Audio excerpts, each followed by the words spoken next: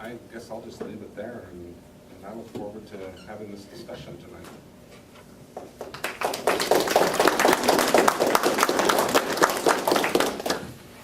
I'm Trent. I am the Vice President of Policy at the Freedom Foundation. We are located in Olympia. We've been around for 21 years.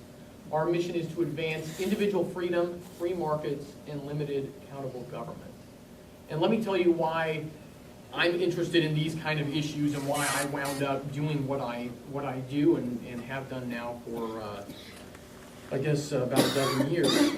I grew up down in rural Pierce County, and sort of similar a little bit to Perry's story, I watched my father operate a business, basically a one-man operation most of the time, building houses, remodeling houses, as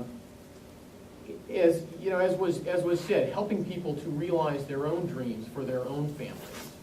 And one of the things that I came to realize over time, watching this real-life example play out before my eyes as a kid, was how difficult it oftentimes is to do that.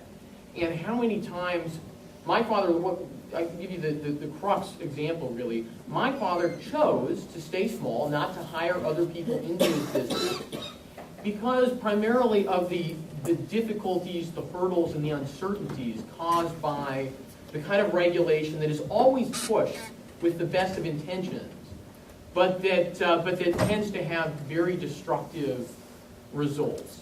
And so this is what got me interested in politics, and something that sort of propelled me along, again, related to what Perry just closed with, is I decided when I was 17, actually, right before I was old enough to vote, to go to a political party caucus meeting. And what struck me when I went there was how few people actually showed up. Of all the people who were eligible in this community, I mean, less than a percent, less than probably 0.1% of the people actually chose to come out and show up and get involved. And this told me a couple of things. One is that if I decided to actually get involved, I could have an outsized voice in the process. And the other is that a lot of people complain, but they don't get involved, or at least they're not willing to get involved directly in the process that we have. And I have children, and oftentimes I have 3 children, and oftentimes they want things, and I like to explain to them that there's a process you go about to get things, and it's different for different things. And as we all know with children, sometimes you'll explain that process. Well, if you want dessert, you have to eat your vegetables, you have to eat dinner. Sometimes with children, my youngest is 6 now, so they don't do this anymore. But sometimes they'll throw a tantrum. They'll say, I don't like this process. I want to throw it all out and do things my own way. And part of becoming adults is coming to understand why we have processes and why we have processes in politics which are called laws, constitutions, and statutes, and policies. And I want to, I am an attorney. My interest in this, I'm not a scientist. I'm going to talk specifically about the Bill of Rights idea and this whole idea that somehow, corporations, unless you're incorporated to oppose a coal terminal, that all the other corporations, I guess, are somehow nefarious, evil critters out there trying to hurt us all. A little bit more about what we do at the Freedom Foundation. Through 2 stories of people we have helped just this year, and you can go to myfreedomfoundation.org and you can find more information about these stories. But 2 individuals who we have helped as we go about advancing our mission at the Freedom Foundation. One fellow's name is Nick. He has a small farm over in the San Juan Islands, and he had people ask him, most of what he produces from his farm was sold off island, and he had some of his neighbors say, we'd really like to be able to purchase your produce. And it's an island, it's a great community to live in, right? He said, look, I'll set up a farm stand, and I don't have enough money to pay somebody to be there, but we'll just do it honor system. I'll set up an honor system farm stand out by the road, and he put this in, and everybody was happy until the government enforcers came along, right? The folks who enforce these regulations, always imposed with the best of intentions. And the long and the short of it is, they told Nick that if you don't do $25,000 worth of upgrades to your honor system farm stand, we're going to shut you down. And if you don't shut down, of course, you will be penalized. If you don't pay the penalties, eventually you wind up in jail, right? This is what government regulation and government power is all about in the end. And so we have helped Nick tell his story. Still not a happy ending in his case. But these are the unhappy results of good-intentioned efforts to tell other people how to run their businesses in great detail. The other person, Misty, who lives down in the south end of the Puget Sound, Misty has a horse camp. And as part of this horse, she has a for-profit horse camp. I suppose she's incorporated. That probably makes her a horrible person. But because she has a corporation, she's able to make some profit. She invests that in a non-profit horse camp that provides for the needs of autistic kids, other at-risk kids. And because of all these regulations that have been imposed by our government to supposedly protect all of us from all of these harms, one of her neighbors, who doesn't like her very much, who's a real expert, he actually used to be a government enforcer of these sorts of regulations. He's retired. He's a lobbyist now, sort of semi-retired. He was able to file complaints against her until her business, and thus her nonprofit along with it, were shut down. And she actually had to euthanize some horses because she couldn't afford to take care of them anymore.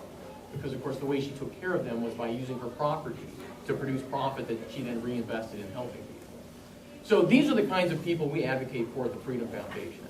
Against the policies that, like the Bellingham Bill of Rights, are always advocated, I suspect almost always, advocated with the very best of intentions, but in a very short-sighted way. And let me talk about my two primary concerns about, well, I have three concerns about the Bellingham Bill of Rights, but I'll waive the first. The first is that it's illegal and would be thrown out by any court, so it's all an exercise in futility. The second is the precedent that it would set if it actually could survive, and that is, in short, that any community could throw up a roadblock on any road or any rail line or any trail for any reason that they saw fit to do, right? It would abolish the rule of law. That's the precedent that this would set.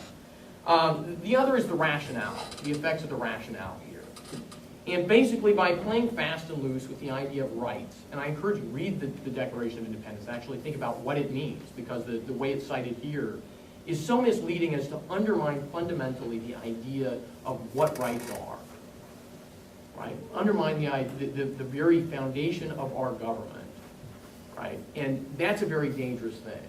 And in the end, this is something I have no doubt of the folks on my right, their good intentions, but I also have no doubt that if this was able to succeed, though it can't, it would have terrible consequences. Thank you.